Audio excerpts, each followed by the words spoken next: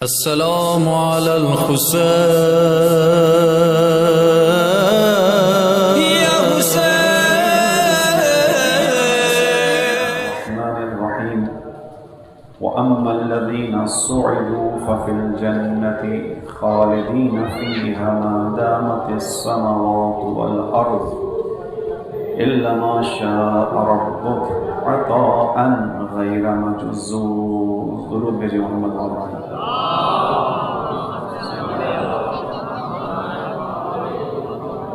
عزیزان عباد اللہ حسین، عشق امام حسین اور راہ نجات کے عنوان سے آج ہمارا آپ کے ساتھ یہ چھٹا روز ہے. خداوند عالم نے ہمیں اور آپ کو یہ رزق نصیب کیا کہ ہم ان چند دنوں میں امام حسین علیہ السلام کے بارے میں گفتگو کر سکیں، سن سکیں، امام حسین علیہ السلام کے اوپر آنسو بہا سکیں، ان کے مقصد کو یاد کر سکیں، ان کی بتائی ہوئی جو راہ ہے اس کو اپنانے کے لیے اپنے دل میں جذبات پیدا کر سکیں. آپ کے سامنے مسلسل بیان ہو رہا ہے کہ سعادت مندی، کامیابی یہی جنت میں جانے کا راستہ ہے جس کو خداوند عالم نے بیان کیا. وَأَمَّا الَّذِينَ صُعِدُوا فَفِي الْجَنَّةِ. آیت انشاءاللہ جو ریگولر آنے والے مومنین ہیں ان کو یاد ہو گئی ہوگی.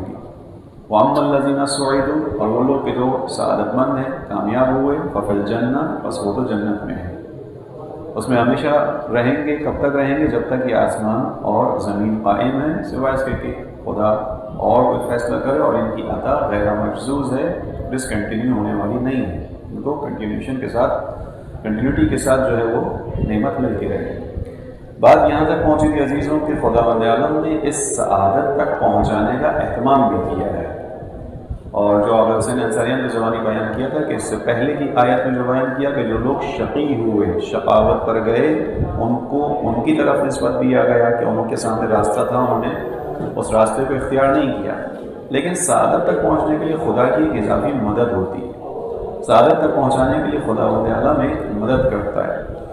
اس کے بعد آپ کے سامنے آج سورہ کو ایک آیت کو بیان کروں کہ یہ جو سعادت ہے یہ ابتدائی طور پر خداوند عالم کی مدد ہے. خداوند عالم نے بیان کیا لَقَدْ مَنَّ اللَّهُ عَلَى الْمُؤْمِنِينَ إِذْ بَعَثَ فِيهِمْ رَسُولًا مِّنْهُمْ يَتْلُو عَلَيْهِمْ آيَاتِهِ وَيُزَكِّيهِمْ وَيُعَلِّمُهُمُ الْكِتَابَ وَالْحِكْمَةَ وَإِنْ كَانُوا مِنْ قَبْلُ لَفِي ضَلَالٍ مُّبِينٍ.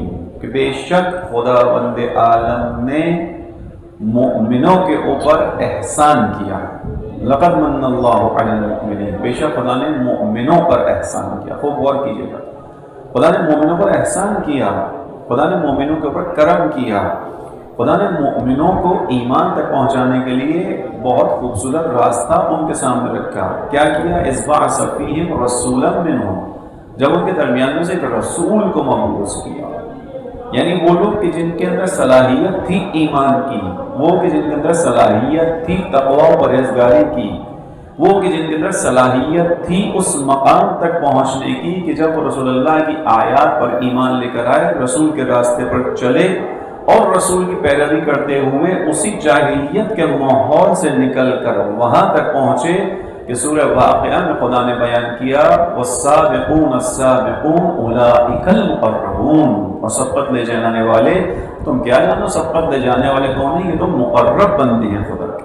کون سے لوگ؟ جو جاہلیت میں پڑے ہوئے تھے، دوران جاہلیت میں تھے، جس کو جناب سیدہ نے اپنے خطبہ فداء میں بیان کیا کہ كُنْتُمْ عَلَى شَفَا حُفْرَةٍ، تم جہنم کے کنارے پر کھڑے تھے، تم جہنم کے کنارے پر تھے، تمہارا پاؤں بس جہنم کے پاس تھا، تم جہنم میں جا رہے تھے، تمہاری غذا ناپاک تھی، تمہارا اٹھنا بیٹھنا ناپاک تھا. یہ خدا نے اپنے رسول کے ذریعے سے احسان کیا ہے کہ تم اس ناپاکی سے نکلا.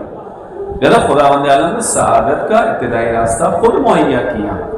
لقد من اللہ علی المؤمنین اذ بعث فیہم، جب مومنوں کے درمیان رسول کو مبعوث کیا، اور اس رسول کا کام کیا تھا کہ لوگوں کے تزکیہ نفس کو کرے، تربیت نفس کو کرے اور ان کے سامنے آیات الہی کی تلاوت کرے. عزیزوں، خداوند عالم نے احسان کیا. اس کے بعد اس نبی اکرم کی پیروی کا حکم دیا اور کہا کہ لقد کان لکم فی رسول اللہ اسوۃ حسنہ، تمہارے لیے اللہ کا رسول اسوہ حسنہ ہے.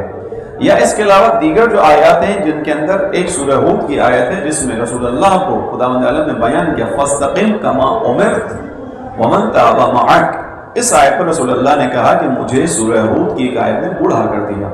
کیوں کر دیا؟ اس لیے کہ خداوند عالم نے استقامت کا، ثابت قدمی کا حکم دیا ہے، لیکن ثابت قدمی کا حکم رسول اللہ کے لیے دیگر آیتوں میں بھی آیا ہے، ایک اور آیت میں بھی آیا ہے. اس پر رسول اللہ نے نہیں کہا کہ میں بوڑھا ہو گیا، یہ میں محسوس کر رہا ہوں کہ مشکل ہے. اس آیت میں کہا. کیوں کہا؟ اس لیے کہ یہاں پہ استقامت اور ثابت قدمی کو رسول اللہ کے لیے بھی کہا گیا، ان کے پیچھے چلنے والوں کے لیے بھی کہا گیا. رسول اللہ نے اس مناسبت سے کہا کہ اس آیت نے مجھے بوڑھا کر دیا ہے، یعنی میں تو استقامت رکھتا ہوں، میرے پیچھے چلنے والے جو میری امت ہیں اس کے اندر استقامت کی کمی ہے، ثابت قدمی کی کمی ہے. اور خدا نے تقاضا کیا کیا؟ خدا کہہ رہا ہے فاستقم، بس تم قائم رہو، ثابت قدم رہو. جو تعلیمات تمہیں دی گئی ہیں ان تعلیمات کو اپنی زندگی میں لاگو کرو، ان تعلیمات کے مطابق عمل کرو. مگر جو آپ کے سامنے 2-3 دن سے بیان ہو رہا ہے کہ انسان بہرحال خدا جانتا ہے ضعیف بھی ہے، چونکہ خود خلق کرنے والا ہے، جس کو دعائے کمیل میں امام علی علیہ السلام نے بھی بیان کیا تھا.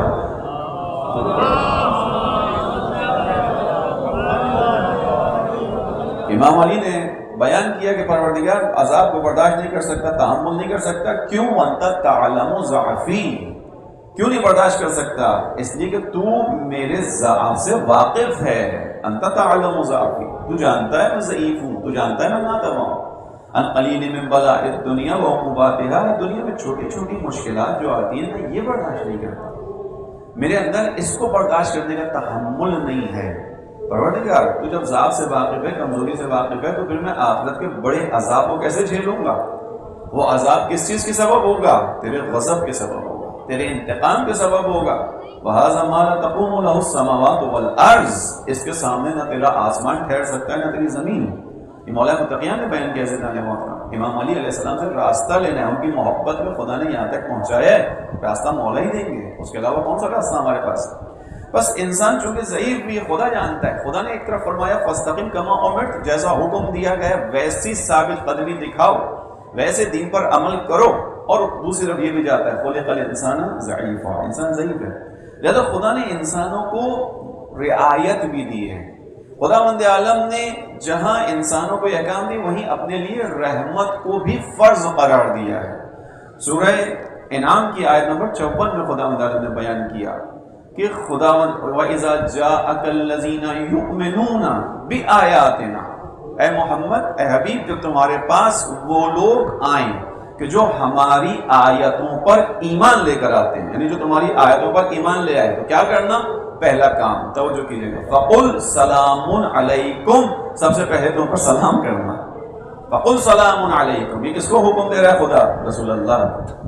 وَإِذَا جَاءَكَ الَّذِينَ آمَنُوا بِآيَاتِنَا، جو ہماری آیات پر، توجہ کیجئے گا، جو ہماری آیات پر ایمان لے کر آئے، فَقُلْ سَلَامٌ عَلَيْكُمْ، وہ اس قابل ہو گیا کہ تمہارے سلام کو دریافت کرے. تم اس سے کہو سلام علیکم، تم پر سلام ہو. اس کے بعد بیان کیا؟ وَكَتَبَ رَبُّكُمْ عَلَى نَفْسِهِ الرَّحْمَةَ، اور خداوند تمہارے رب نے اپنے نفس پر رحمت کو لکھ لیا ہے. یہاں پہ کتابہ سے مراد علماء نے کہا وجبہ ہے، یعنی وجبہ ربکم علی نفسہ الرحمہ، تمہارے رب نے اپنے لیے رحمت کو واجب قرار دے دیا ہے. حالانکہ وہ بے نیاز ہے، حالانکہ وہ ہمارے کسی عمل کا محتاج نہیں، ہمارے کسی عمل کا پابند نہیں، وہ بے نیاز ہے. وہ حکم دے کر کہتا بس یہی کرنا ہے، ہم نہیں کرتے تو گرفت کر لیتا. لیکن کتبہ ربکم علی نفسہ الرحمہ، تمہارے رب نے رحمت کو لکھا ہے. کیا مطلب؟ تمہارے ساتھ محبت سے پیش آتا ہے، جانتا ہے تم خطا کرتے ہو، جانتا ہے تم ضعیف ہو، جانتا ہے تمہارے پاؤں پھسلتے ہیں، اسی لیے تو اس نے رحمت کے ساتھ رحمت للعالمین کا دامن تمہیں تھما دیا ہے. اسی لیے تو اس نے رحمت للعالمین کے بعد علی اور آل علی کے دامن سے وابستہ کر دیا ہے. درود پڑھی محمد و آل محمد. اصل یہاں پر ایک نقطہ ہے جو ہماری آج کل کی کچھ بحثیں چل رہی سوشل میڈیا پہ، پرانی ہوگی کچھ بات لیکن اسی سے متعلق ہے. اس کو ذہن رکھیے کہ خدا رحمت کے ساتھ پیش آتا ہے. اس آیت کو اس نے پیش کیا تھا کتب ربکم علی نفسہ الرحمہ، اس نے اپنے نفس پر رحمت واجب قرار دی. کیا کرے گا؟ چھوٹی چھوٹی باتوں پر تمہیں فوراً گرفت نہیں کرے گا، تمہیں بخشش کرے گا، تمہیں ڈھیل دے گا. اس کو آگے چل کے بیان کرتا ہوں، لیکن اسی سلام علیکم سے ایک بات یہاں پر سامنے ذہن میں آئی تو بیان کر دوں کہ خدا نے کیا کہا؟ اذا جاءک الذین آمنوا جب تمہارے پاس وہ لوگ آئے جو ایمان لے کر آئے، اذا جاءک الذین یؤمنون بآیاتنا، جو ہماری آیات پر ایمان لے کر آئے تمہارے پاس آئیں تو کیا کرو، فقل سلام علیکم، تم پر سلام ہو، رسول کی زبانی کے دعائیں۔ اب یہ قرآن کریم قیامت تک کے لیے ہے، یہی حق ہے، یہی حقیقت ہے۔ قرآن کریم جاویدانی کتاب ہے، قیامت تک کے لیے رسول کا معجزہ ہے۔ قیامت تک کے لیے لوگ آئیں گے رسول اللہ صلی اللہ علیہ وسلم پر نازل شدہ اس کتاب پر ایمان لے کر آئیں گے۔ ایسا یہ ہے یا نہیں؟ ہم اور آپ میں سے کوئی بھی رسول اللہ کے زمانے میں نہیں تھا کوئی نہیں تھا۔ ہم اس وقت قرآن پر ایمان رکھتے ہیں کہ نہیں رکھتے؟ قرآن پر ایمان رکھتے ہیں، ہمارا قرآن پر ایمان ہے، ہم قرآن پر ایمان رکھتے ہیں۔ خدا بند عالم نے کیا کہا کہ اے حبیب جو آپ کے پاس آئیں ہماری آیات پر ایمان رکھیں تو آپ ان سے کہیں سلام علیکم۔ خوب توجہ کیجیے گا، اب جو سامنے موجود ہے اس کے لیے عربی میں علیکم کا لفظ استعمال ہوتا ہے، سلام علیکم، تم پر سلام ہو۔ ہم بھی اس دور میں رسول اللہ کی آیات پر ایمان رکھتے ہیں، رسول اللہ کے اوپر جو قرآن نازل ہوا، آیات نازل ہوئیں، اس پر ایمان رکھتے ہیں۔ خدا نے کہا جو ایمان لے کر آئے آیات پہ وہ کیا ہو گیا، اس پر سلامتی ہے۔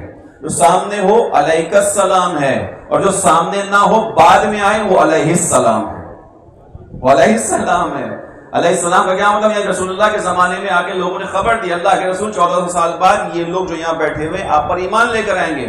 اللہ نے کیا حکم دیا، اے حبیب جو تمہاری آیتوں پر ایمان لے کر آئے اس کو کہو علیک السلام۔ تو جو سامنے تھا وہ تو علیک السلام ہے، جو بعد میں آنے والا ہے وہ علیہ السلام ہے۔ خوب غور کیجیے گا اس نقطے پر، جو رسول اللہ کی لائی ہوئی آیات پر ایمان لے کر آ جائے وہ تو علیہ السلام ہو سکتا ہے، لیکن جن کو خدا نے آیات الہی بنا کر زمین پر اتارا ہو یا جن کے عمل کو خدا نے آیات قرآنی میں ڈھال کر بیان کیا ہو وہ علیہ السلام نہیں، وہ رضی اللہ ہوں گے۔ کیا درود پڑھیے گا محمد علیہ محمد۔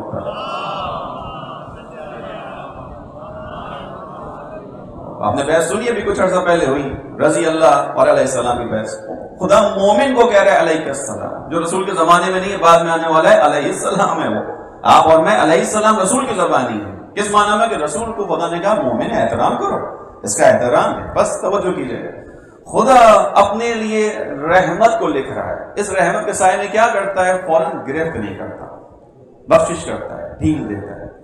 اس کو روایات اور دعاؤں کے ذریعے سے سمجھا جا سکتا ہے۔ ہمارا عنوان کیا ہے، عشق امام حسین راہ نجات، عشق ابا عبداللہ راہ نجات، ایسی کوئی بات ہوگی۔ عزیزوں، خداوند عالم خود انسان کو سعادت تک پہنچانے کے لیے بہت سے کام کر رہا ہے جن کو آپ کے سامنے بیان کر رہا ہوں 2-3 دن سے۔ آج ایک اور نقطے کو بیان کرنے کی کوشش کر رہا ہوں، تھوڑا توجہ رکھیے گا۔ خداوند عالم فوراً نہیں گرفت کر رہا، اے حبیب تمہارے ساتھ جو چلنے والے ہیں ان کو تمہاری پیروی کرنی ہے، ان کو استقامت دکھانی ہے، لیکن اگر یہ استقامت نہ دکھائیں تو کیا ہوگا، گھبراؤ نہیں، خدا نے اپنے اوپر رحمت کو لکھا ہے، وہ فوراً گرفت نہیں کرے گا۔ اس کو مولا متقیہ نے دعائے کمیل میں سکھایا۔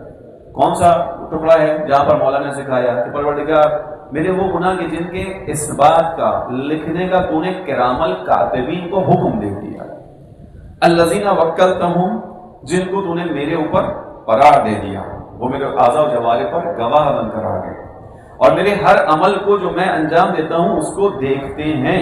اگلا جملہ کیا ہے، وَالشَّاهِدَ لِمَا خَفِيَ عَنْهُمْ حتیٰ میرے ان گناہوں کو بھی دیکھتے، حتیٰ وَأَنْتَ الرَّقِيبُ عَلَيَّ مِنْ وَرَائِهِمْ، خدایا فرشتے تو اپنی جگہ ہیں، مولا سکھا رہے ہیں، أَنْتَ الرَّقِيبُ عَلَيَّ مِنْ وَرَائِهِمْ، ان فرشتوں کے علاوہ تو خود بھی مجھے دیکھ رہا ہے، تو خود بھی دیکھ رہا ہے، فقط دیکھ نہیں رہا، وَالشَّاهِدَ لِمَا خَفِيَ عَنْهُمْ حتیٰ تو ان گناہوں کو بھی دیکھ رہا ہے جو ان فرشتوں سے چھپے رہ گئے، ان فرشتوں کے سامنے نہیں ہے، ان ملائکہ کی نگاہوں میں نہیں ہے۔ کیوں نہیں آئے، وَبِرَحْمَتِكَ أَخْفَيْتَهُ، تو نے اپنی رحمت سے اس پر پردہ ڈالا ہے، وَبِفَضْلِكَ سَتَرْتَهُ، تو نے اپنی فضل و کرم سے چھپا دیا۔ یعنی کون سا خدا، کتنا مہربان خدا، وہی جس نے قرآن میں بیان کیا ہے۔ ابھی تمہارے پاس یہ ایمان لے کر آئیں، ان کو سلام کہنا اور بتا دو کہ تمہارے رب نے اپنے نفس پر رحمت کو لکھا ہے، تمہارا پروردگار تم پر بہت مہربان ہے، تمہیں بہت چاہتا ہے۔ اسی خدائے رحمان نے کیا کیا، حتیٰ ساتھ رہنے والے ملائکہ کی نگاہوں میں انسان مومن کی آبرو کو برباد نہیں ہونے دیا۔ ملائکہ ساتھ ہیں، وَبِرَحْمَتِكَ أَخْفَيْتَهُ، تو اپنی رحمت سے چھپاتا ہے پروردگار، وَبِفَضْلِكَ سَتَرْتَهُ، اپنے فضل سے پردہ ڈالتا ہے۔ یہاں پہ ایک جملہ کہوں، علی جان محترم، اس بات پر ان چیزوں پر تھوڑا سا توجہ دیجیے، مطالب کو انشاءاللہ ہم سمجھیں ان چیزوں کے. میں تو شروع دن سے آپ کے سامنے کہہ رہا ہوں کہ خدا کرے کوئی اہل دل آپ کو میسر آئے تو ان چیزوں کو کھول کے بیان کرے آپ کے سامنے. آپ کا حق ہے کوئی اہل دل ملے آپ بیان کرے، پھر آپ وجد میں آئیں گے کہ کیا مطالب آئیں گے. ہمارا ملائکہ کے ساتھ ٹھیک ہے حساب کتاب ہے، لیکن قیامت کے دن جو ہمارے ساتھ یہ ملائکہ رہتے ہیں یہ ہمارا حساب کتاب نہیں کریں گے. ہمارے ملائکہ سے ڈائریکٹلی کوئی سروکار نہیں ہوگا. یہ اپنا کام کریں گے، اپنا کام کر کے خدا کے حوالے کر دیں گے. خوب توجہ کیجیے گا. مگر خدا جس نے رحمت کو اپنے لیے لکھ لیا ہے، حتیٰ ان ملائکہ کے سامنے ہماری آبرو کو برباد نہیں ہونے دیتا.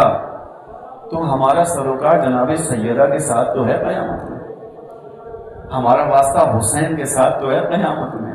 وہ پروردگار جو ساتھ نہ رہنے والے فرشتوں کے سامنے برباد نہیں ہونے دے رہا، یقین رکھیے جناب سیدہ کے سامنے بھی برباد نہیں ہونے دے گا، حسین کے سامنے بھی برباد نہیں ہونے دے گا. کیوں؟ کتب ربکم علی نفسہ الرحمہ. وہ بہت مہربان ہے، وہ بہت مہربان خدا ہے، وہ ایسے ضائع نہیں ہونے دے گا کسی کو. ہاں اس کے ہاتھ سے کوئی نکلے اس کو بھی آگے بیان کرتا ہوں. بس امام نے بیان کیا یہ خدا کی رحمت ہے. ایک اور روایت اسی طرح ملائکہ سے متعلق ہے. ہم سب بچپن سے سنتے آ رہے ہیں کہ ہمارے ساتھ دو ملائکہ رہتے ہیں، ایک نیکی لکھتا ہے، ایک برائی لکھتا ہے. روایت میں بیان ہوا کہ جو ملائکہ جو دو ہیں انسان کے ساتھ ساتھ رہتے ہیں، ان دو ملائکہ میں دو فرشتوں میں سے ایک وہ ہے جو ثابت ہے، یعنی انسان جب سے بلوغت کی منزل پر آیا اور اس کی موت تک وہ فرشتہ اس کے ساتھ رہے گا. ایک وہ فرشتہ ہے جو روز تبدیل ہوتا ہے. کون سا ملک ثابت ہے؟ اس کی بلوغت سے لے کر، یعنی جہاں سے اس کے اعمال لکھنے کا وقت آیا اس سے لے کر اس کی موت تک ساتھ رہے گا. اور کون سا ہے جو روز آتا ہے؟ وہ ملک، وہ فرشتہ کہ جس نے انسان سے برائی کو دیکھنا ہے وہ ثابت ہے. وہ بلوغت سے لے کر موت کے وقت تک وہی ملک رہے گا موجود. اس کے اندر حکمت ہے، سمجھاتا ہوں. وہ ملک ثابت ہے قیامت تک، یعنی جب تک ہم زندہ رہیں گے اس وقت تک رہے گا. ہم سے جو کچھ برائی ہوگی وہ لکھے گا، دیکھتا رہے گا. اور وہ ملک جس کے ذمہ خدا نے اچھائی کو لکھنا قرار دیا ہے، روایت نے بیان کیا یہ وہ ملک ہے، فرشتہ ہے جو تبدیل ہوتا ہے. یعنی ہر آنے والے دن یا ہر صبح جو طلوع ہوتی ہے اس میں ہماری اچھائی لکھنے والا فرشتہ تبدیل ہو گیا ہوتا ہے. ایسا کیوں ہے؟ وہ والا ملک، وہ والا فرشتہ جو برائی لکھ رہا ہے وہ ثابت کیوں ہے؟ بلوغت سے لے کر یا جب سے ہمارے اعمال لکھنے ہیں، برے اعمال لکھنے ہیں، وہ اس وقت سے لے کر موت تک ساتھ چلے گا. اور جو اچھائی لکھے گا وہ تبدیل ہو رہا ہے روزانہ. وجہ کیا ہے؟ یہ کتب ربکم علی نفسہ الرحمہ کی ایک دلیل ہے عزیزوں. کیوں؟ اس لیے کہ ہم جو برائی کر رہے ہیں وہ ایک فرشتہ دیکھے، شروع سے لے کر ہماری آخری سانس تک فقط وہی دیکھے کہ ہم کیا کر رہے ہیں. لیکن جو اچھائی لکھنے والا ہے خدا چاہتا ہے کہ ہماری اچھائی ایک فرشتے کی آنکھوں کے سامنے نہ رہے. کل جب قیامت آئے تو ہماری اچھائی کی گواہی دینے کے لیے ایک نہیں متعدد ملائکہ آئیں کہ پروردگار میں نے اس کو نماز پڑھتے ہوئے دیکھا تھا، پروردگار میں نے اس کو روزے کی حالت میں دیکھا تھا، پروردگار میں نے اسے مجلس حسین میں گریہ کرتے ہوئے دیکھا تھا. اب اس روایت کو اگر مان لیجئے کہ یقیناً ماننا چاہیے کہ جیسے بیان کیا گیا ابو حسین انصاریان سے میں نے اس کو نقل کیا آپ کے سامنے، یعنی آج آپ کا چھٹا دن ہے فرش عزا پر.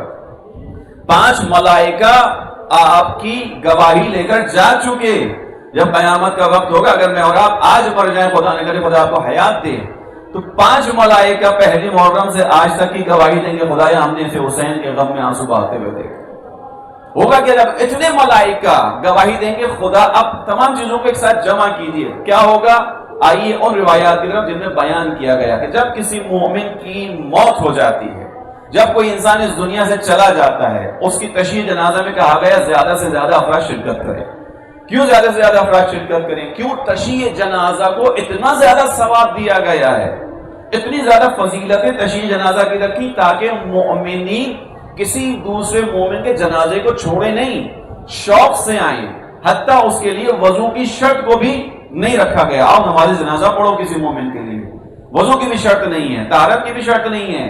کیوں ہے؟ اس وجہ سے ہے کہ خدا یہ چاہتا ہے کہ جب اس کے جنازے میں لوگ آ کر کھڑے ہو جائیں، کھڑے ہونے والے لوگ جب گواہیوں کی باری آئے تو اس کے لیے وہ جملہ ادا کر دیں، اللہم انا لا نعلم منہ الا خیرا. بار الہ ہم اس مرنے والے کی نسبت سوائے اچھائی کے کچھ نہیں جانتے. خدا ملائکہ سے کہے گا بس اتنے مومنوں نے گواہی دے دی، اس کو بخش دو. یہ خدا کی رحمت ہے. خدا عالم جو 40 مومنوں کے جمع ہونے پر گواہی پر بخش دے گا. بس توجہ کیجئے، یہ سعادت کا راستہ خدا لے کر چل رہا ہے. خدا بند عالم ہمیں نکلنے نہیں دے رہا. واقعی بدبخت ہوگا وہ انسان جو ایسے خدا کی رحمت سے نکل کر جہنم میں چلا جائے. وہ خدا جو جہنم میں جانے کے دروازے کو بند کیے جا رہا ہے، جو رحمت کے فرشتوں کو رکھ رہا ہے، جو ملائکہ کو نیکی لکھنے والوں کو تبدیل کر رہا ہے. قیامت میں جتنے دن کی زندگی ہے اتنے ملائکہ میری اچھائی کی گواہی دیں گے. آپ خود سوچئے، کسی کیس کے اندر آپ کے سامنے ایک گواہ بیان کرنے والا برائی بیان کر رہا ہو کہ نہیں میں نے اس سے دیکھا، اس نے کام انجام دیا، یہ غلطی اس کی ہے، اور اس کے مقابلے میں ایک بڑی تعداد ہو جو کہہ رہی ہو نہیں یہ کام کر ہی نہیں سکتا، ہم نے تو اس کو اچھائی میں دیکھا ہے. آپ اپنے آپ کو منصف بنا کر فیصلہ کیجیے، آپ کس کے حق میں فیصلہ دیں گے؟ اس ایک شخص کے بارے میں کہ جو کہہ رہا ہوگا یا نہیں، وہ جو دیگر افراد ایک کے مقابلے میں 10 افراد کہہ رہے ہوں گے نہیں یہ اچھا انسان ہے، ہم نے اس کو اچھائی کرتے ہوئے دیکھا ہے. عزیز خدا بھی ایسے ہی کر رہا ہے ہمارے ساتھ. خدا ہمیں خدا کی قدر نہیں ہے، جو سورہ حج میں اس نے بیان کیا ہے وما قدر اللہ حق قدرہ، تم نے خدا بند عالم کی جیسے قدر کرنی چاہیے قدر کی نہیں ہے. تم نے خدا کی قدر ہی نہیں کہی ہے، تم نے خدا کو پہچانا ہی نہیں ہے، تم نے خدا بند عالم کی محبتوں کا اندازہ ہی نہیں کیا، تم نے یہ دیکھا ہی نہیں کہ تمہیں علی سے وابستہ کرنے والا خدا کتنا اچھا ہے کہ تمہیں علی سے وابستہ کر دیا ہے. وہ خدا کتنا اچھا ہے جس نے حسین کو تمہارے لیے خلق کیا ہے. وہ خدا کتنا اچھا ہے جو تمہارے ساتھ ایسے مہربانی کرتا ہے. یہ عشق ابا عبداللہ حسین کا راستہ، امام کا راستہ خدا نے کھولا ہے. یہ سعادت کا راستہ کس نے دیا؟ خدا بند عالم نے دیا. خدا بند عالم بس ایک ایسی عظیم ہستی کا نام ہے. ائمہ علیہ السلام اسی خدا کے عاشق تھے. امام حسین علیہ السلام کا عشق بھی خدا تک لے کر جاتا ہے. امام حسین علیہ السلام کربلا کے میدان میں ہر قربانی دینے پر تیار ہیں. کس کے لیے؟ خدا کے لیے. وہ خدا کتنا خوبصورت ہے جس کے لیے حسین اپنا سب کچھ قربان کر دے. اس خدا کی کیا عظمت ہے عزیز. یہ امام حسین علیہ السلام کا عشق خدا تک پہنچاتا ہے، راہ نجات ہے. عزیز ایک واقعہ آپ کے سامنے بیان کروں. درود پڑھیے محمد و آل محمد پر.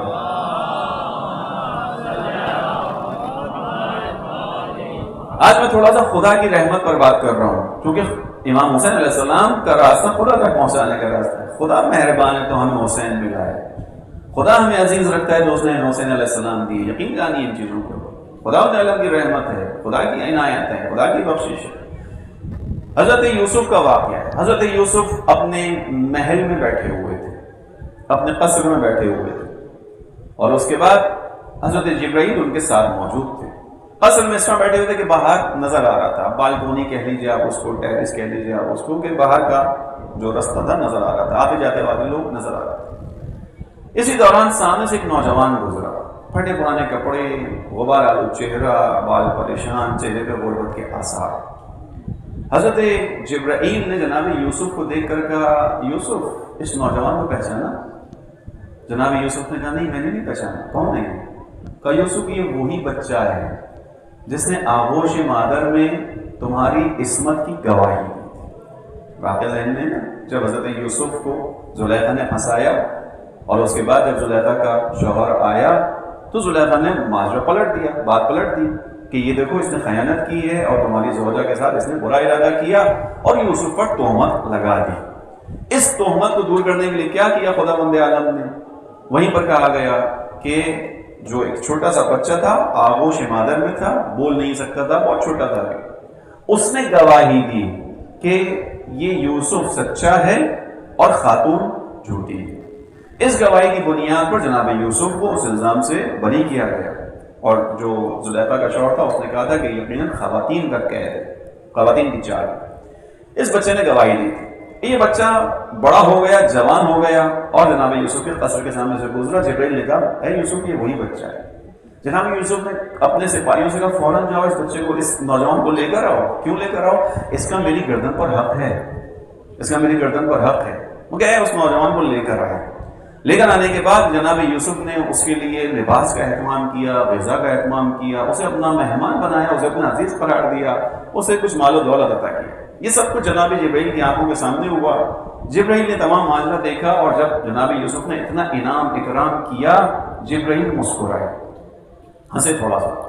جب جناب جبرائیل ہنسے جناب یوسف نے پوچھا کہ کیا بات ہے، کیا میں نے کمی کی ہے عطا کرنے میں جو آپ ایسے مسکرائے، آپ ایسے، یعنی آپ کو لگا کہ مجھے اور کچھ کرنا چاہیے تھا؟ جناب جبرائیل نے کہا نہیں، میں اس بات پر نہیں ہنسا کہ تم نے کم دیا ہے، میں فقط اس بات پر ہنسا ہوں، مجھے اس پہ تعجب ہوا کہ ایک بچے نے بے شعوری کے عالم میں، کہ جب اسے خود بھی خبر نہیں تھی کہ وہ کیا کہہ رہا ہے، تمہاری عصمت کی پاکیزگی کی گواہی دی تھی، تو تم نے اس کی اس گواہی کی بنیاد پر جو اس نے بے شعوری کے عالم میں دی تھی، اس کے حق کو اپنی گردن پر فرض قرار دیا، اس کو ایسے انعام و اکرام دیا۔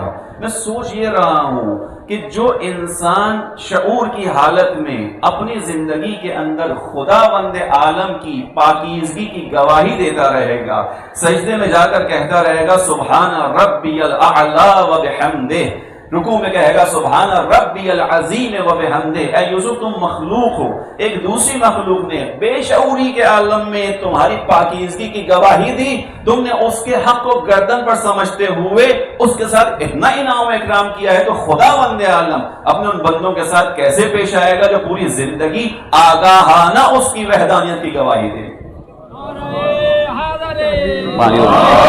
پانی دینے بیٹا۔ سیدہ فاطمہ زہرا سلام اللہ پلان کر صلوات۔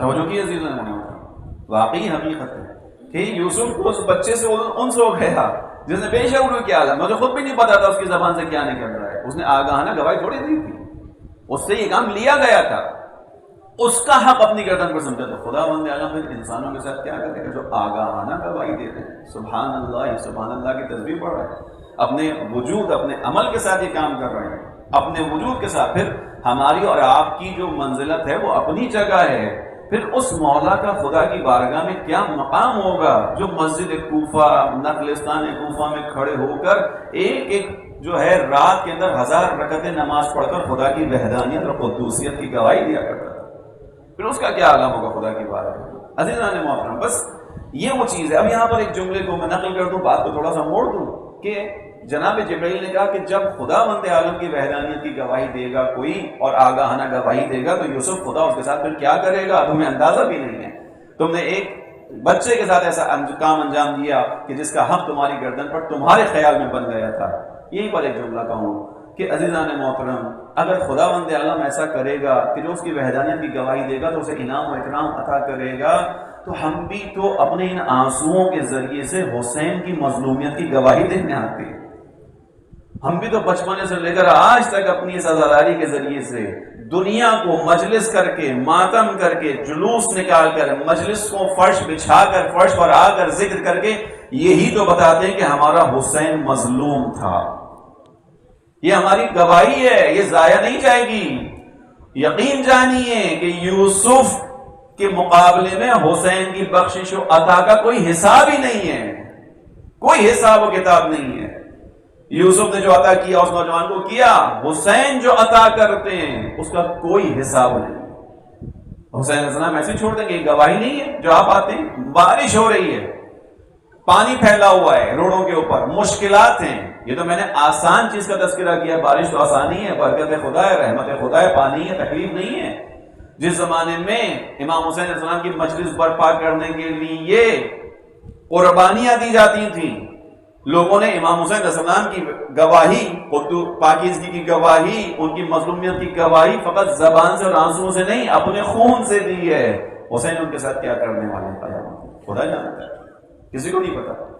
حسین ایسے ہی نہیں چھوڑیں گے عزیزان محترم۔ یہ عشق حسین کارساز ہے، یہ عشق عبداللہ الحسین فقط راہ نجات نہیں ہے، یہ ترقی ہے۔ امام حسین علیہ السلام کا راستہ عین ترقی کا راستہ ہے۔ وہ روایت آپ کے سامنے، میں اس جگہ پہلی دفعہ پڑھ رہا ہوں، پہلے ہمیشہ آپ نے سنتے رہے ہیں کہ 8ویں امام سے پوچھا کہ آپ تمام ائمہ کشتی نجات نہیں ہیں؟ امام نے کہا کیوں نہیں، ہم سب کے سب کشتی نجات ہیں۔ تو کہا پھر حسین کو کشتی نجات کیوں کہا گیا؟ ان الحسین مصباح الہدی و سفینۃ النجات۔ تو 8ویں امام نے کہا ہم سب کشتی نجات ہیں، لیکن امام حسین علیہ السلام کا سفینہ وسیع بھی ہے، تیز رفتار بھی ہے، وسیع بھی ہے، تیز رفتار بھی ہے۔ حسین علیہ السلام کا مقایسہ نہیں ہے کسی کے ساتھ۔ امام حسین سلام بس عزیزان محترم، یہ واقعہ ذہن میں رہے، یوسف والا واقعہ ذہن میں رہے کہ آپ اپنے وجود سے گواہی دے رہے ہیں حسین کی مظلومیت کی. جب سے آپ پیدا ہوئے آپ کی ماں نے یہ گواہی آپ سے اپنے آغوش میں لے کر دکھائی، اور آج آپ اس گواہی کے لیے اس فرش پر رہتے ہیں. یہ آنسو مظلومیت ہے حسین کی طرح. دنیا نے کیا کیا حسین کو کہنے کی کوشش کی، آپ کے آنسو نے بتا دیا حسین مظلوم تھا، آپ کے ماتم نے بتایا حسین مظلوم، آپ کی ان مجلسوں نے بتایا. یہ رائے گا نہیں جائے گا. بس یہ جو ہم اور آپ آنسو بہا رہے ہیں، مجلس کر رہے ہیں، یہ ہماری مودت کا حصہ ہے. مودت کے جس کو خداوند عالم نے اجر رسالت قرار دیا. ان نکات پہ غور کیجئے گا. یہ جو ہم عشق امام حسین میں آئی مودت ہے، مودت اہل بیت ہے. خداوند عالم نے دیگر انبیاؤں کی مودت الگ رکھی، رسول اللہ کی مودت الگ رکھی، یعنی اجر رسالت الگ رکھا. دیگر انبیاؤں کی اجر رسالت میں کیا ہے؟ قرآن کریم میں آیا دیگر انبیاؤں کے لیے کہا گیا کہ تم اجر نہ مانگو، اور لوگوں سے کہو کہ ہمارا اجر کیا ہے؟ اللہ، اللہ پر ہے. تم حق نہیں رکھتے کہ لوگوں سے اجر رسالت مانگو، تم اپنے اجر رسالت کے لیے کیا کہو؟ ان اجری ذکر للعالمین. ایسے کہ آیت ہے، تھوڑا آگے پیچھے ہوا، یعنی جو میرا اجر ہے وہ یہی کہ میں خداوند عالم پر چھوڑتا ہوں، خداوند عالم کے اوپر ہے. لیکن جب بات رسول اللہ کی آئی، رسول اللہ سے خدا نے کیا کہا؟ رسول اللہ کے لیے اجر رسالت کیا قرار دیا گیا؟ وہی کہ اللہ پر چھوڑ دیا گیا ہے. کائنات کے اندر ذکر ہے، بس ذکر للعالمین ہے. نہیں، رسول اللہ سے خدا نے خصوصیت سے کہا، قل، اے حبیب کہہ دیجئے.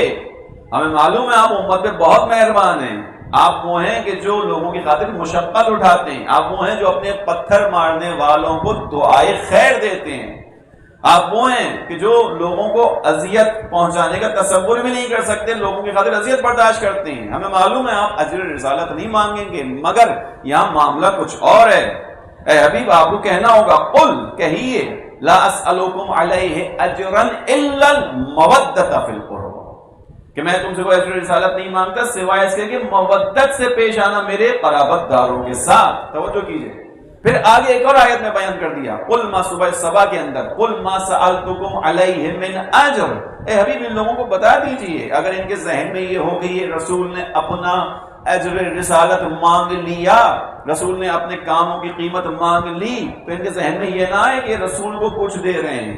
ان کی غلط فہمی کو بھی دور کیجئے. سورہ سبا میں بیان کیا، قل ما سألتکم علیہ من اجر فہو لکم. اے مسلمانوں، اے مومنوں، اگر یہ اجر رسالت خدا نے تم سے مانگا ہے تو اس لیے نہیں کہ اس سے رسول کو کوئی فائدہ پہنچے گا، فہو لکم، یہ خود تمہیں فائدہ پہنچا ہے. اس اجر رسالت کی ادائیگی کے ذریعے سے تم ہدایت کے راستے پر رہو گے. اس اجر رسالت کے ذریعے سے تمہاری نجات کی ضمانت ہوگی. اس اجر رسالت کی ادائیگی مودت قربہ کے ساتھ، اہل بیت کے ساتھ قرابت رکھنے سے نتیجہ کیا نکلے گا؟ اہل بیت کو کچھ ملے گا؟ نہیں. اہل بیت کی شان میں اضافہ ہو جائے گا؟ نہیں. جن کی شان کو خداوند عالم نے خلق کیا ہو، یہ کائنات جن کے وجود کا صدقہ ہو، میرے اور آپ کا اجر رسالت انہیں کیا فائدہ پہنچائے گا؟ جن ہستیوں کی تسبیح سے ملائکۃ اللہ نے تسبیح خدا سیکھی ہو. پوچھا امام معصوم سے ایک شخص نے، مولا آپ اس دنیا کے خلق ہونے سے پہلے کہاں تھے؟ فرمایا ہم اللہ کی بارگاہ میں تھے. کیا کرتے تھے؟ ہم خدا کی تسبیح کیا کرتے تھے. ہماری تسبیح سے ملائکہ نے تسبیح خدا سیکھی ہے. ہمارے ذریعے سے معرفت خدا کا حصول ہوا ہے. ملائکہ جن کی عظمت یہ ہو، ان کو میرے اور آپ کا مودت کچھ بھی نہیں پہنچا سکتا. فہو، اسی لیے خدا نے کہا فہو لکم، تمہارے لیے. تم اہل بیت کے راستے پر آؤ گے، تم حسین حسین حسین کرو گے، اس حسین کے ذریعے سے تمہارا دل نرم ہوگا، تمہارے دل کی شقاوت دور ہوگی. جب شقاوت دور ہوگی تو تمہارا دل حقائق کو قبول کرنے کے لیے آمادہ ہوگا. جب تمہارا دل نرم ہوگا، حقیقت کا ظرف بنے گا، تو پھر میں اپنا پاک علم تمہارے پاک دلوں میں ڈالنا شروع کر دوں گا. جب تمہارا دل پاک ہو کر پاکیزہ علم کو حاصل کرنے کے قابل بن جائے گا، تو پھر تمہارا دل خداوند عالم کی حکمت کا سرچشمہ بن جائے گا. تمہاری زبان حکمت کی بات کیا کرے گی. یہ فہو لکم ہے تمہارے لیے. یہ عشق عبداللہ، عشق اہل بیت علیہ السلام، کلن مخصوصاً عشق اہل بیت. چونکہ میں نے آپ نے روایت بیان کی تھی، وہ والی روایت کچھ نئے مومنین کے لیے فقط تیزی سے بیان کر دوں کہ چھٹے امام سے ایک شخص نے آ کر کہا، مولا میں تمام اہل بیت سے محبت رکھتا ہوں. رسول اللہ سے، جناب سیدہ سے، امام علی سے، امام حسن سے سب سے عقیدت و مودت رکھتا ہوں، مگر امام حسین کے معاملے میں میری کیفیت عجیب ہے۔ مولا کوئی مسئلہ ہے کیا میرے اندر؟ بیمار ہوں، سالم نہیں ہوں، کیونکہ میں سب کے لیے ایک مقام نہیں رکھ پا رہا۔ امام حسین کا مقام الگ ہے میرے لیے، ان سے عقیدت کا اظہار الگ طریقے سے کرتا ہوں۔ امام نے کہا نہیں، یہ تیری سالمیت ہے۔ خود امام حسین کے بارے میں ہماری کیفیت بھی ایسی ہے۔ امام نے کہا بس توجہ کیجیے گا، عشق اہل بیت، عشق امام حسین علیہ السلام راہ نجات ہے عزیزان محترم۔ خداوند عالم نے اس محبت کو فرض کرا دیا۔ خود امام حسین نے بیان کیا، الزموا مودتنا، ہماری مودت کو اپنی زندگیوں میں اختیار کرو، لازم بناؤ، اپنی اولاد کی تربیت کرو ہماری مودت کے اوپر۔ پھر آگے بیان کیا کیوں کہ ان من لقى اللہ فهو یودنا دخل فی شفاعتنا، جو خدا سے اس حال میں ملاقات کرے گا کہ وہ ہماری مودت کے ساتھ آیا ہوگا تو وہ ہماری شفاعت میں داخل ہو جائے گا، وہ ہماری شفاعت میں آ جائے گا۔ آیا شفاعت حسین نجات ہے یا نہیں ہے؟ اس پورے مجمع سے پوچھ رہا ہوں جو بیٹھا ہوا ہے، کسی کو اپنے اعمال کی بنیاد پر نجات کا تصور ہے کیا؟ کوئی بھی نہیں کہہ سکتا، کوئی بھی نہیں۔ امام سجاد بیان کر رہے ہیں، الہی عاملنی بفضلک ولا تعاملنی بعدلک، پروردگار اپنے فضل سے پیش آنا، عدل سے نہیں آنا، مہربانی کرنا میرے اوپر۔ امام سجاد بیان کر رہے ہیں عاملنی بفضلک، خدایا اپنے فضل سے پیش آنا۔ اس کو میں بیان کر دوں، یعنی کیوں ہم اپنی چیزوں کے اوپر اعتماد نہیں کر سکتے؟ اس لیے کہ میزان بہت سخت ہے، اس لیے کہ جس میزان کے اوپر میرے اور آپ کے اعمال و عبادت کو ناپا جائے گا وہ بہت سخت ہے۔ میزان اعمال کیا ہے؟ کس میزان پر میرے اور آپ کے اعمال کو ناپا جائے گا؟ میزان و اعمال قیامت کے دن علی ابن ابی طالب علیہ السلام۔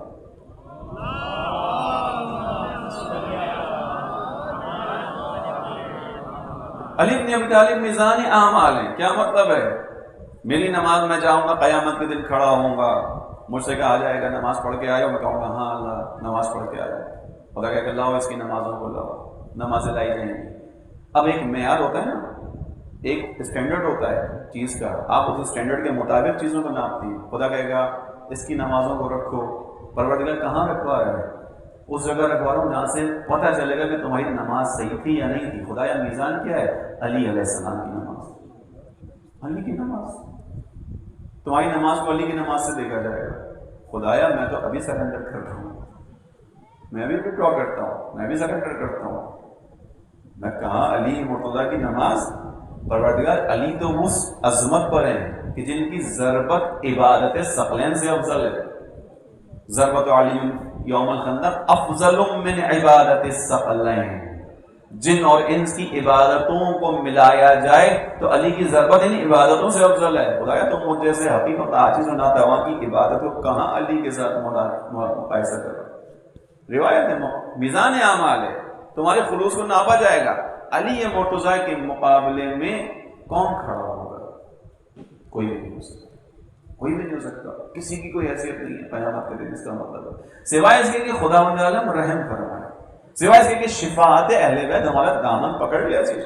ہاں شفاعت تک پہنچنے کے لیے ہمیں یہ اعمال ضروری ہیں، شفاعت ملے گی ہی اس کو، اس لیے امام نے مودت کا لفظ استعمال کیا کہ الزموا مودتنا اہل البیت، ہم اہل بیت کی مودت کو اپنے پر لازم قرار دو۔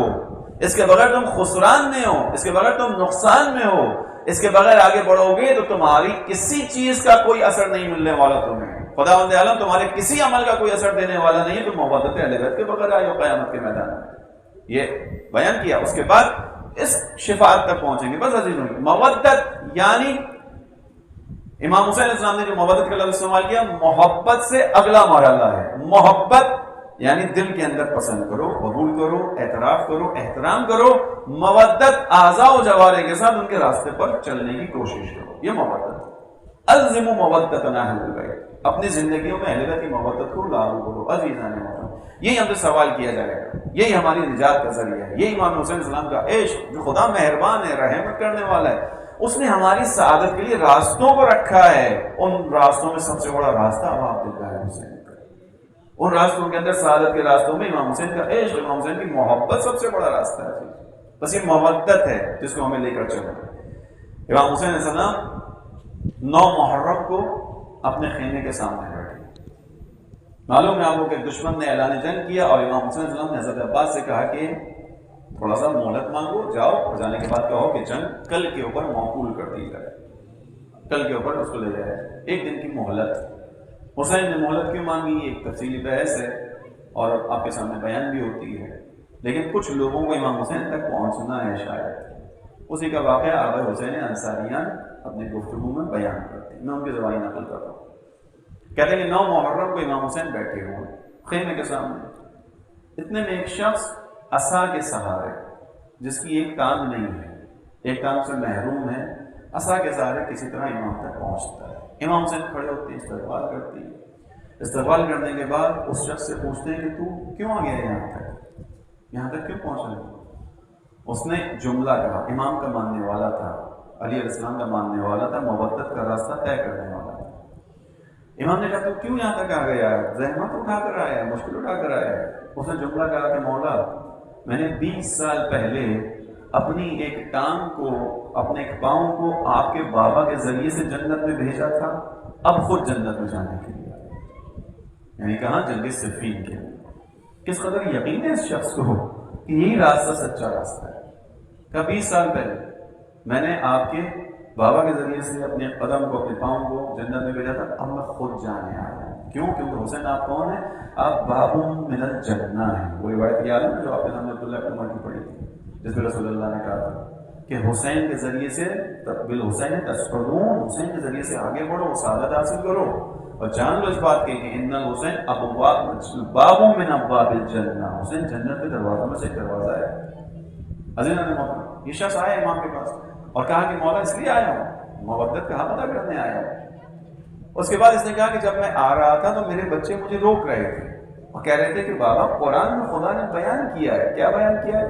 لیس علی الاعمى حرج ولیس علی الاعرج حرج، ایک ولیس علی المریض حرج، یعنی جنگ کا قصہ ہے. ان آیات کے اندر سورہ فتح کی آیات ہے، سورہ فتح کی آیت نمبر 17 ہے. اس کا نشان کہ مجھے بچوں نے کہا کہ بابا ٹھیک ہے، آپ نے علی مرتضیٰ کے ساتھ اپنی کوشش کی تھی، اس میں آپ کی ایک ٹانگ گئی، آپ عند اللہ معجور ہیں، اور اب تو خداوند عالم کے قرآن کی آیات کے مطابق آپ پر جنگ واجب نہیں ہے.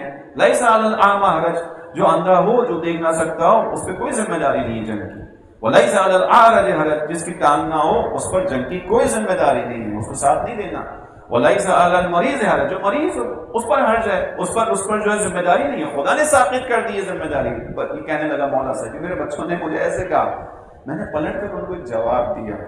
میں نے کہا یہ بات صحیح کہ خداوند عالم نے جنگ کی ذمہ داری کو معذور انسان سے ثابت کر دیا ہے، لیکن خدا نے مجھ سے تو یہ نہیں کہا کہ تم پر حسین کی نصرت ثابت کر دی گئی. میں تو حسین کی نصرت سے پیچھے نہیں ہٹوں، مجھے حسین کی نصرت کرنی ہے. میرا مولا تنہا ہے، میرے مولا کے دشمن زیادہ ہیں، میرے مولا کے چاہنے والے کم ہیں.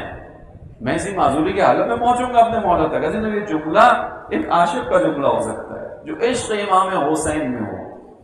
ٹھیک ہے، خدا نے کہا تمہارے پر ذمہ داری نہیں ہے، میں ایک اور ذمہ داری کے دائرے کے ہیں، میں ولایت کی ذمہ داری کے لیے ادا کر آیا ہوں. عشق بات اللہ پہنچا. عزیزان محترم، بس یہاں تک انسان پہنچتا ہے مودت کی ذمہ داری ادا کرنے. یہ مودت کے ساتھ امام کی خدمت میں آیا، ایک کام نہیں ہے. بتایا اس نے امام کو کہ مولا مشکلات سے آیا، پہرے لگے ہوئے تھے، ناکے لگے ہوئے تھے، راتوں کو جو ہے وہ سفر طے کرتا تھا، دن میں چھپ جایا کرتا تھا. اس طرح کرتے کرتے آپ تک پہنچا. بس یہی ایک نقطہ بیان کر دوں. عزیزو، جس کے دل میں امام تک پہنچنے کی آرزو ہو وہ اپنے معذور ہونے کو بھی بہانہ قرار نہیں دیتا ہے، اور جب وہ بہانہ قرار نہیں دیتا تو خدا اس کا راستہ کھولتا ہے، وہ امام تک پہنچ جاتا ہے. اگر میرے اور آپ کے دل میں بھی یہ آرزو جاگ جائے کہ میں اور آپ بھی زمانے کے امام تک پہنچ سکیں، یقین جانیے خدا راستہ کھول دے گا. میرے اور آپ کے پاس تو عذر بھی کوئی نہیں ہے، میرے اور آپ کی تو معذوری بھی کوئی نہیں ہے. ہاں ایک عذر ہے، مولا ہم نہیں پہنچ پا رہے، ہمارے گناہ ہیں. ہمارا عذر یہ گناہ ہے، نہیں پہنچ پا رہے. خدا ہم تک راستہ آسان کرے. بس عزیزوں، یہ مودت تھی. اس نوجوان، اس شخص نے اس مودت پر عمل کیا، پہنچ گیا حسین تک، کیونکہ اسے پتا ہے کہ عشق حسین واحد نجات تک پہنچنا. عزیزوں، یہی مودت کی ذمہ داری عشق عبداللہ کے اندر تمام مائیں کربلا کی انجام دے گی. تمام مائیں انجام دے گی. میں نے آپ کے سامنے کل مسائل میں پڑھا تھا کہ ہر ماں اپنے بچے کی سلامتی کو طلب کرتی ہے، ہر ماں اپنے بچے کی سلامتی کے ساتھ مخصوصاً جہاں خطرہ ہو اس سے بچاؤ کی تدبیر کرتی ہے، اور مخصوصاً خطرہ اگر جان کا ہو، ہر ماں تدبیر کرتی ہے میرا بچہ کسی نہ محفوظ رہے۔ کائنات کے اندر واحد مائیں کہ جو اپنے بچوں کے بچاؤ کی تدبیر نہیں کر رہی، اپنے بچوں کو بچنے کی تاکید نہیں کر رہی، اپنے بچوں سے مرنے کے وعدے دے رہی۔ خبردار ایسا نہ ہو کل کا دن آ جائے ہم حسین کے سامنے شرمندہ ہو جائے، ایسا نہ ہو کل وقت آ جائے تمہارے جسم سالم رہیں اور زہرا کے بیٹے کے جسم پر تیر لگ جائے۔ خدا کے لیے ہمیں زہرا کے سامنے شرمندہ نہ کرنا۔ عزیزوں یہ وعدے دے رہی تھی نا مائیکل، میں نے مسائل میں ہم نے پڑھا۔ اس کے بعد آج ایک ماں کا تذکرہ کرنا ہے، اس کے بچوں کا تذکرہ کروں آپ کے سامنے۔ جب یہ مائیں وعدے لے رہی ہوں گی، ظاہر ہے پورا ماحول تھا، ہر طرف باتیں ہو رہی تھی، مائیں اپنے بچوں کو بٹھا کر وعدے لے رہی تھی، بچے وعدے کر رہے تھے، خیمے نزدیک نزدیک تھے نا سب کے، آواز ایک دوسرے کو جا رہی ہوگی۔ ایسی میں ہی ایک ماں ہوگی یقیناً کہ جس کے سامنے دو بچے تو تھے اس کے، مگر وہ سوچتی ہوگی کہ میں کیا کروں، میں اس عالم غربت میں کیا کروں۔ ہر ماں کو خدا نے ایک اولاد دی ہے جو حسین پہ قربان کر سکتی ہے، میں کیا کروں کہ میرے پاس دو اولادیں تو ہیں مگر ایک بیٹی ہے، دوسرا بیٹا ہے مگر ہے اتنا چھوٹا، میں اسے حسین کی راہ میں کیسے قربان کروں۔ یہ ماں تڑپتی ہوگی۔ میں اس ماں کی تھوڑی سی قلب کی عکاسی کر رہا ہوں آپ کے سامنے، تھوڑا سا محسوسات کی دنیا میں چلیے عزیز، آپ خود اپنے آپ کو رکھیے کربلا کے اندر، وہاں جہاں وہ ماحول ہوگا، ہر ماں کہہ رہی ہوگی میں قربانی دوں گی، ہر ماں خوش ہو رہی ہوگی میرا بچہ مجھ سے وعدہ کر رہا ہے انشاءاللہ کل یہ راج رکھے گا، انشاءاللہ کل یہ قربانی پیش کرے گا، انشاءاللہ کل اس کی قربانی کے ذریعے میں زہرا کے سامنے سرخرو ہو جاؤں گی۔ وہیں رباب کے دل میں کسک تو ہوگی نا کہ پروردگار کیا کروں، دو اولادیں ہیں، ساتھ ہیں سامنے، ایک بیٹی ہے، ظاہر ہے اسے جنگ میں نہیں بھیج سکتی، اور ایک بیٹا ہے مگر اتنا چھوٹا ہے پروردگار وہ قدموں سے چل کے جا بھی نہیں سکتا۔ میں کہوں گا رباب دل چھوٹا نہ کرو، اصغر چھوٹا ضرور ہے، اصغر کے اختیارات بہت بڑے ہیں۔ اے رباب یہ بچہ چھوٹا ہے مگر باب الحوائج ہے، باب الحوائج ہے۔ اے رباب یہ اپنی حیات کے اندر پہلی حاجت رواہی تمہاری کرے گا، تمہاری حاجت ہے نا تمہاری قربانی حسین کی راہ میں ہو، تمہاری حاجت ہے نا تم ان کا زہرا جو ہے خدا کی بارگاہ میں معجور قرار پاؤ۔ اے رباب یہ بچہ باب الحوائج ہے، سب سے پہلی حاجت ہی تمہاری روا کرنے جا رہا ہے۔ گویا شاید بے زبانی سے کہا ہو اس بچے نے مادر گرامی پرواہ نہ کیجئے، میں باب الحوائج ہوں، خدا نے باب الحوائج قرار دیا ہے، آپ کی یہ حاجت پوری ہو گئی۔ آپ نے جھولے کے کنارے آ کر کہہ دیا اشتر کاش تو بڑا ہوتا میں حسین پہ قربان کرتی۔ اے مادر گرامی ہر جانے والے کا انداز الگ ہوگا، میں الگ انداز سے جاؤں گا، میں الگ شان سے جاؤں گا، ہر جانے والا حسین کے ذریعے سے رخصت ہو کر جائے گا، اپنی جان قربان کرے گا۔ اے مادر گرامی میں حسین کی آغوش میں جاؤں گا، میری سواری میرے بابا کے بازو بنیں گے، جیسی قربانی میں پیش کروں گا کربلا کے میدان میں ایسی قربانی دوسری نہ مل پائے گی۔ اجرکم اللہ عزیز و مرحلہ آیا، میرا مولا کربلا کے میدان میں تنہا رہ گیا، آواز دی حل من ناصر حل من معین، کوئی ہے مددگار، کوئی ہے مدد کرنے والا۔ عزیزوں خیمے سے رونے کی آوازیں بلند ہو گئی، مولا سمجھے میری اس آواز کے اوپر بیویوں کے دل پر کوئی آفت آئی ہے۔ مولا نے کہا ابھی میں زندہ ہوں، بیویوں نے جواب دیا مولا رونا ہمارا اس وجہ سے نہیں ہے، آپ کی اس آواز کے بعد بچے نے خود کو جھولے سے گرا دیا ہے، کسی طرح سنبھلتا ہی نہیں ہے۔ ارے ماؤں کی آغوش میں آتا ہے بہنوں کی آغوش میں آتا ہے، قرار نہیں آتا۔ مولا کہتے نو اس بچے کو مجھے دو، ارے اس کے ہونٹ پیاس سے خشک ہو گئے ہیں، میں جا کر اسے پانی پلا کر لاؤں۔ میں کہوں گا رباب اب وہ وقت آ گیا، تیری دلی حاجت پوری ہونے جا رہی ہے۔ حسین پانی پلانے نہیں لے جا رہے، تیری جانب سے قربانی قبول ہو گئی۔ عزیزوں وہ وقت آ گیا، میرا مولا اصغر کو ہاتھوں پہ لے کر چلا، کربلا کے میدان میں آئے۔ اے فوج اشقیاء، تمہاری جنگ تو میرے ساتھ ہے، اس چھوٹے بچے کا تو کوئی قصور نہیں ہے، ارے اس کے لبوں کو دیکھو خشک ہو چکے ہیں، کسی نے رحم نہ کھایا۔ مولا حسین نے اصغر کو جلتی ہوئی ریت پر رکھ دیا۔ اے قوم اشقیاء، اگر گمان کرتے ہو اس کے بہانے میں پانی پیوں گا، آؤ اس بچے کو ریت پر لیٹا ہے، اپنے ہاتھوں سے پانی پلا دو۔ کسی نے آگے بڑھ کے رحم نہ کھایا۔ میں کہوں گا مولا اصغر کو جلدی سے اٹھا لیجئے، ارے اگر جسم میں پانی ہو تو گرمی کا تحمل کر سکتا ہے، یہ ریت چلتی ہوئی اصغر کا جسم پہلے ہی پانی سے محروم ہے۔ فضلکم اللہ، وہ مرحلہ آیا میرے مولا نے اصغر کو ہاتھوں پر اٹھایا، گویا کہا ہے میرے لال اپنی حجت کو تمام کر دے۔ اصغر نے سوکھی زبان ہونٹوں سے باہر نکالی، فوج اشقیاء کی نگاہ پڑی، ارے ان سنگ دلوں کے دل میں بھی رحم آیا، رونا شروع ہوئے۔ عمر سعد نے میدان پلٹتے ہوئے دیکھا، فوراً ہرملا سے کہا ہرملا اقطع کلام الحسین، حسین کے کلام کو منقطع کر دے، حسین کے کلام کو منقطع کر دے۔ عزیزو ہرملا نے تیر کو کمان میں جوڑا، مگر کون سا تیر تھا؟ ایک عام تیر نہ تھا، تیرے سے شعبہ جو بڑی سواریوں کو گرانے کے لیے کام آتا ہے۔ اے ہرملا کچھ تو رحم کا، سوکھا گلا ہے۔ عزیزو تیر چلا، علی اصغر کے گلے میں پیوست ہو گیا، نقل کیا گیا، حسین کا بیٹا حسین کے ہاتھوں پر ذبح ہو گیا۔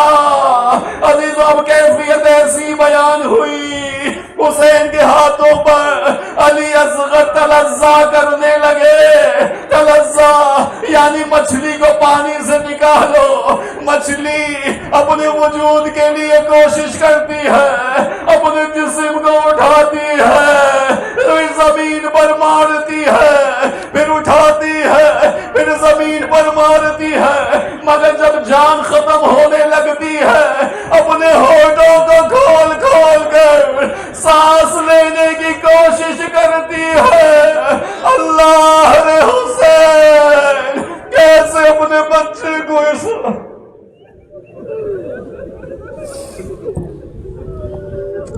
سَيَعْلَمُ الَّذِينَ ظَلَمُوا أَيَّ مُنقَلِبٍ يَنقَلِبُونَ۔ بار اللہ اس توسل کو اپنی بارگاہ میں قبول فرما۔ پالنے والے تو تیرے رحمت کا واسطہ، باب الحوائج علی اصغر کا واسطہ، تمام مومنین کی تمام حاجات کو پورا فرما۔ خدا ان تمام مومنین کی یقیناً پہلی التجا یہی ہے، اور باب الحوائج علی اصغر کا واسطہ کہ زمانے کے امام کے ظہور میں تعظیم فرما۔ خدا دنیا میں جہاں کہیں فرش عذاب فرش عذاب کو بچھانے والوں، اس پہ آنے والے مومنین مومنات کی جان مال عزت آبرو کی حفاظت فرما۔ پروردگار دنیا میں جہاں کہیں بھی عزاداری ہے، خصوصاً نائجیریا، سعودی عرب، بحرین، یہ وہ ممالک ہیں کہ جہاں عزاداروں پر مشکلات ہیں، ہر سال کی طرح اس طرح ان کی عزاداری پر حملے ہیں، ان کے افراد کو زخمی و شہید کیا گیا۔ خدا یہ تمام جگہوں کے مؤمنین کی عزاداروں کی حفاظت فرما۔ پالنے والے دنیا میں جہاں بھی مظلوم ہیں، فلسطین، لبنان، کشمیر، عراق، افغانستان، بھارت، جہاں بھی مؤمنین مشکلات کا شکار ہیں، تمام کی مشکلات کو آسان فرما۔ تو رحمت کے واسطہ تمام مراجع عزام کو صحت سلامتی طول عمر عنایت فرما، رہبر معظم کو صحت و سلامتی طول عمر عنایت فرما، اپنی آخری حجت کے ظہور میں تعجیل فرما۔